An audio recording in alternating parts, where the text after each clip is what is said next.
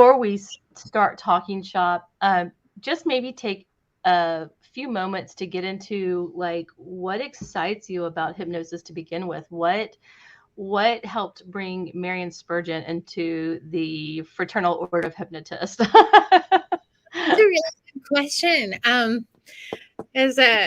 I think that one of my chuckliest parts of my origin story is that when my therapist suggested it to me way back, which was a long, long time ago, maybe like 10 years ago, she suggested it to me, and I actually cried like unhappy tears when she said that. That's great. Oh, yeah, I don't exactly know my rationale. Well, I think that my rationale at the time was that I just felt like I was in a good place in my career, and I felt like she was trying to fix me, and I didn't like it. Okay. But I think that if I had taken it more like, you would be good at this and you would enjoy this, then that would have been better. But I was also kind of a rebellious person when I was in my 20s. So Gotcha. So you were in your 20s when you first got interested in hypnosis, or when you were first introduced to it? That was when I rejected. That was like, all right, so you know the hero's journey, the Joseph Campbell little circular of all the beats in the story. So like usually there's like the call to action, and that was my therapist saying that I should do this, and then I said no, and that is a beat in the story too.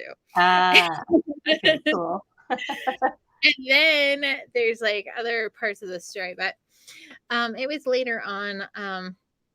I was in Portland, and I was kind of floundering around figuring out what I wanted to do next. And I was doing underground events at the time, which is like, anyone who knows me, I'm seriously introverted. It was not, but I'm also the sort of person that will just go for something if I want to do it. So,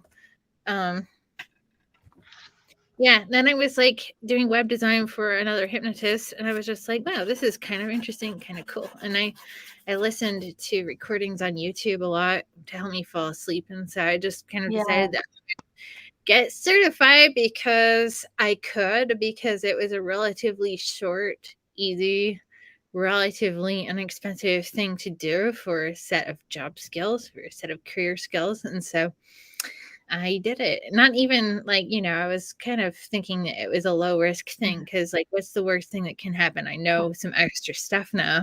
Yeah, exactly. Yeah. I got into it as a curiosity. I wanted to know how it worked.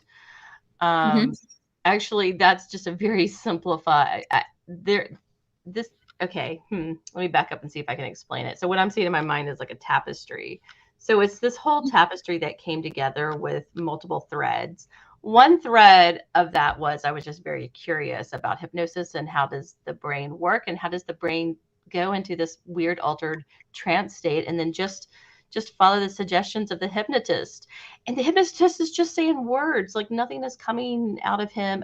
I see him because in my mind it's like it's like this man with like that looks like a magician, right? Back in the day, it was like that's what a hypnotist was, this man that looks like a magician, but using his words he could get people to do things. So I wanted to know how that works. Like I thought that was so amazing. I never had the belief that it didn't work. I just wanted to know how it worked. And I believe that it worked because there was a stage hypnotist that came to my school, to my college, one weekend when I was actually gone, but my boyfriend was there, and all of my close circle of friends, who, by the way, were like all smarter than me, and they were all straight A, Dean's Lists, whatever students. And so it's like, okay, these are like really smart, intelligent people. I mean, like I feel like I'm smart too, but I feel like they were like way smarter than me. Like I was studying acting and they were studying like biology, right? So anyway, so my friends were hypnotized over the weekend by the stage hypnotist. I had come home. I had gone home for the weekend, and then I had come back to school, and everybody was talking about how they were hypnotized. And I was like, what are you talking about? You got hypnotized? You're what?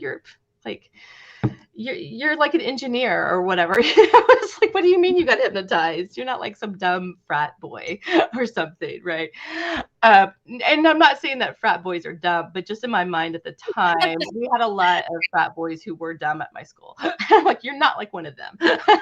So what is going on here? And that's what really first got my brain thinking, okay, the mind or the brain, the mind, which now I think of as two different things. At the time I thought was one thing, but I was like, it's the brain is so powerful. It's amazing. It's amazing what the mind can do and how it can even sort of trick us in a way. And I just kind of wanted to know how that all worked. When I started doing some hypnosis on myself, it was when I had an irrational fear of flying. But I got an irrational fear of flying at one point. Well, it was actually after my first child was born. I had flown no problem before that. I had taken a whole, like almost a year off to work and then to travel around Europe. And I took lots of planes, and even those small, tiny, scary planes to different places. And while maybe I was a little bit nervous, it wasn't like I wouldn't have panic attacks getting on the plane or just thinking about getting on a plane that in 2 weeks time, right? My hands would start sweating and I would get these heart palpitations. So I knew that it was an irrational fear. I'm like, I know this has got to be coming from my subconscious. And that's what sort of led me into hypnotic healing for myself and just seeking out hypnosis just to get over the fear of flying. At which point, I started listening to lots of hypnosis CDs, and all of these men, while they were great hypnotists, I needed a female voice for some reason. The male voice was just, too low of a timbre for me or something, and it just kind of jarred inside me. So I needed something like a more beautiful, lighter, angelic voice. And that's when I found Wendy Friesen, and then the rest is history from there.